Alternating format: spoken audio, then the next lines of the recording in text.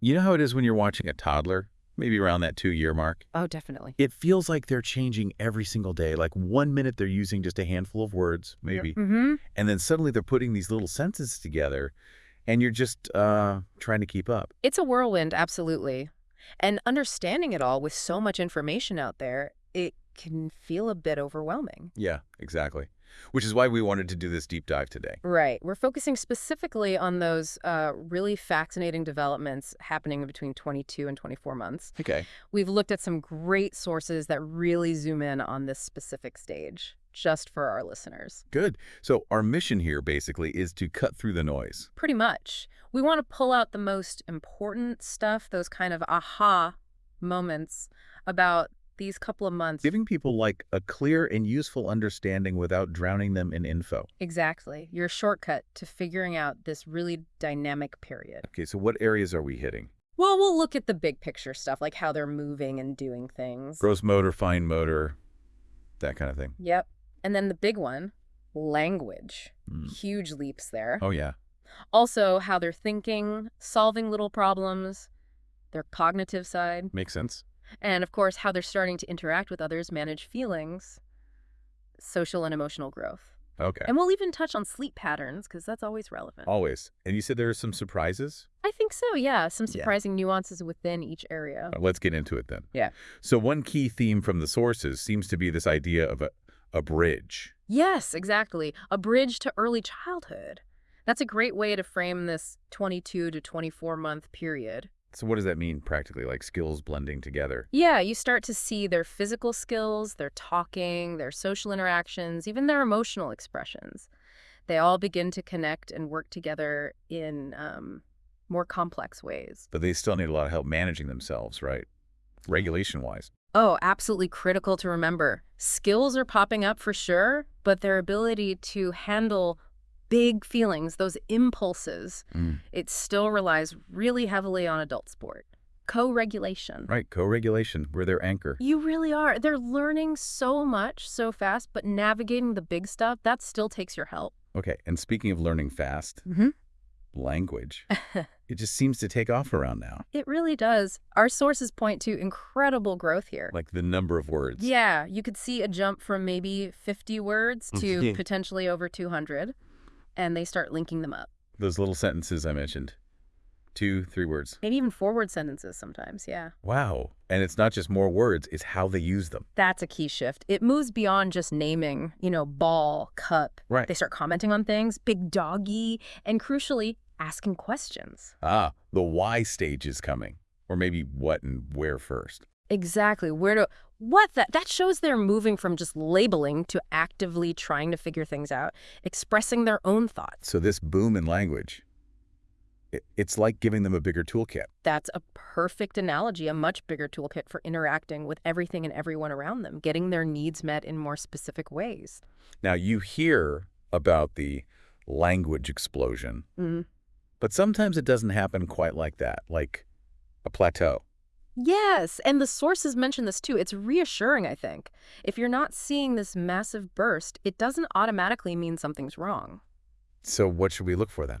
The really important things are, do they seem to understand you? Are they engaging verbally, trying to communicate? Is there overall progress, even if it's slower? Okay, so understanding, engagement, and general upward trend. Exactly. There's so much normal variation. Right. And those funny made-up words or that babble that sounds almost like sentences, that's actually cognitive creativity. Their brains are playing with sounds and language structures. Interesting. And singing songs, repeating lyrics, that's fantastic for strengthening verbal memory. Makes sense. Okay, another thing that definitely kicks in around now. Yeah. That fierce independence. Oh, the me-do-it phase. Yes. Even when they clearly cannot do it yet. It's such a powerful drive, and it's really important for their development, that desire. Even if it's frustrating for us sometimes. Totally. It comes from that growing sense of self, wanting some control. And linked to that better communication, they can now tell you they want to do it themselves. And their play changes too, right? Gets more imaginative. Yes, you really start to see pretend play blossom. Like feeding a doll or talking on a toy phone. Exactly. Or making car noises with a block. They're taking on roles, understanding symbols. And starting to play with other kids. Or near them, at least. Well, the beginnings of it, early turn-taking starts to emerge, though it's definitely not perfect. No, I can imagine. But the awareness is dawning. And you also see these little friendship preferences starting. Really? Like they have a favorite buddy? Yeah, they might seek out a particular child, copy what they're doing, call them by name. It's the very start of understanding that give and take, those emotional connections with peers. And that pretend play. It's more than just fun, isn't it? Oh, it's crucial. It helps their brains develop abstract thinking. Big stuff. Wow. Okay. And underpinning a lot of this, I guess, is their memory getting better? Definitely. It becomes much more reliable. Like remembering the way to the park? Yep, or anticipating routines. Right. Bath, then book, then bed. They start to get that sequence. Okay. And that better memory lets them tell little stories, simple narratives about what happened. There's a downside to better memory, too, isn't there? In terms of tantrums. Yes. The plot thickens. Because they can now remember what they wanted 5 minutes ago, even after you said no. Oh, no. It can lead to what some sources jokingly call the grudge factor. The grudge factor. I knew it was real. So they have a delayed meltdown because they haven't forgotten you said no to the cookie. Pretty much. Their memory holds on to that desire. How long does that grudge usually last? It really depends on the child, the situation, how tired they are. It's less about time and more about how strongly they wanted it and how they're coping emotionally at that moment. Okay, so if the grudge tantrum hits, what's the best approach? Acknowledge the memory. That's generally the advice, yes. Acknowledge the past want, validate the feeling, but hold the current boundary. Like, I know you really wanted that toy earlier. I get it. But right now, we're putting our shoes on. Exactly like that. You show you understand, but the boundary remains firm. Okay, that's helpful. So, lots of change, but some things stay the same during these months. Such an important point, yes. Despite all this growth, attention spans are still pretty short. Like 5 to 8 minutes for one activity. Around that, yeah. And repetition is still king for learning. Hence, the same book 50 times in a row. Exactly. It's how they consolidate information. And they still really, really need our help with big emotions. That co-regulation piece is vital. We're still their emotional anchor. Yeah. Helping them calm down. Precisely. You model it, you support them through it. And tantrums, still totally normal. Yeah. Often about being overwhelmed, tired, or just not being able to communicate what they need. Right. It's communication, not manipulation, usually. Usually, yes. Yeah. Especially at this age. Okay, so what about specific milestones? Things parents can actually watch for? Sure. Look for those 2 to 4 word phrases being used consistently. That's Starting to ask those simple questions, what, where, maybe even why. the question explosion. Brief play alongside or even briefly with other kids. Pointing to basic body parts when you ask. Yes, identifying eyes, nose, mouth, following simple 2-step directions. Like, get your shoes and bring them here. Perfect example. Imitating adult tasks, sweeping, stirring, pretending to talk on the phone. Okay. And maybe starting to sort things, like putting all the red blocks together or matching simple shapes. Got it. And on the flip side, potential red flags. Things that might suggest checking in with a professional. Yeah, there are a few things the sources highlight. If by 24 months, a child isn't really using meaningful 2-word phrases. Meaningful being the key word there, not just parroting. Right, or if they don't seem to follow simple 1-step instructions, or show very little interest in other children or social play. Okay.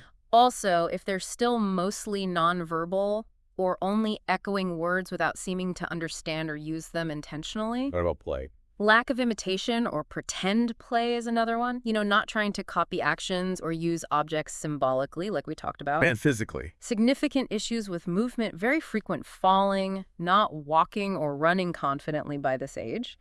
These are things worth discussing with a pediatrician or child development specialist. And it's crucial to stress, right, that early intervention isn't about a label. Absolutely not. It's about support, providing extra help early on for communication, sensory processing, motor skills, whatever might be needed. It's a positive, supportive step. Okay, now, technology. It's everywhere. What about toddlers this age and screens? They definitely notice it. Even with limits, they see phones, tablets, TVs, and they're curious. They want to touch, to interact. So what's the guidance there? Favor interactive tech over passive viewing. Like video calls. Exactly. Video calls with grandma, looking at photos together and talking about them.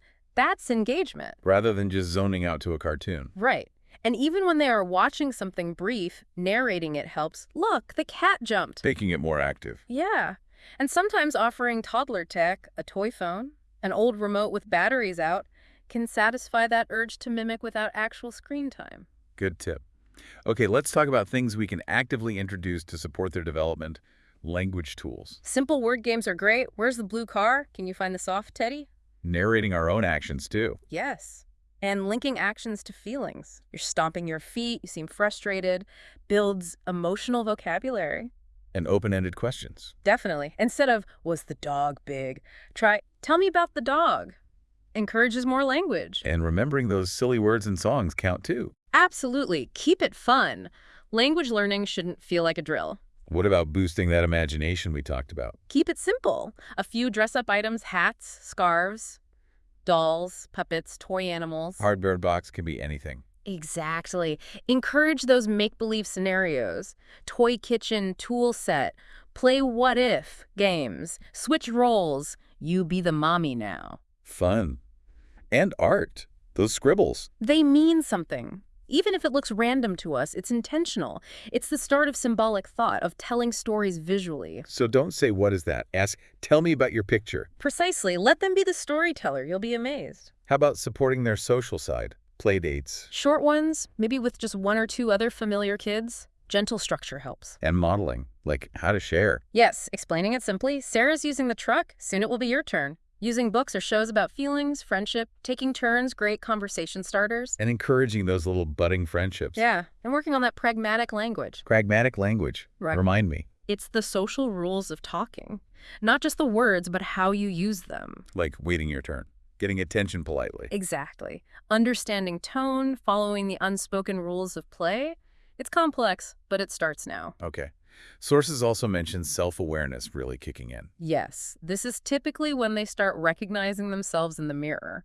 The classic mirror test. Where they touch the mark on their own face. Right. It shows they know the reflection is them, a distinct person. And this awareness links to other things. Huge link. It's fundamental for empathy, understanding others have feelings too.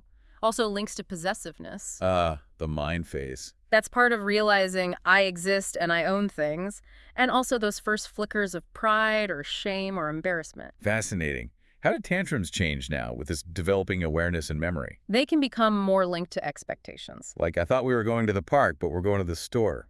Cue meltdown. Exactly. The mismatch between their plan and reality. And they might test cause and effect more deliberately. What happens if I throw my peas again? You got it. They're little scientists figuring out how the world works, including your reactions. But on the positive side, empathy starts showing up. It's lovely to see those first little signs. Like trying to pat someone who's crying? Yes, or offering a toy. Maybe trying to use comforting words they've heard you use. Mirroring our comfort. And they might start labeling their own feelings more, or asking about yours. Sad, happy. Okay. Any other, maybe more subtle things happening between 22 and 24 months? Well, that better memory and time awareness, you can use it for smoother transitions. Giving warnings. 5 more minutes of playing. Exactly. Helps them prepare. And remember, the grudge factor meltdowns might relate to something from earlier. Right. Potty training. Well, Any signs yet? Maybe some curiosity, showing interest. The advice is usually exposure without pressure at this stage. Let them see the potty, maybe sit on it clothed.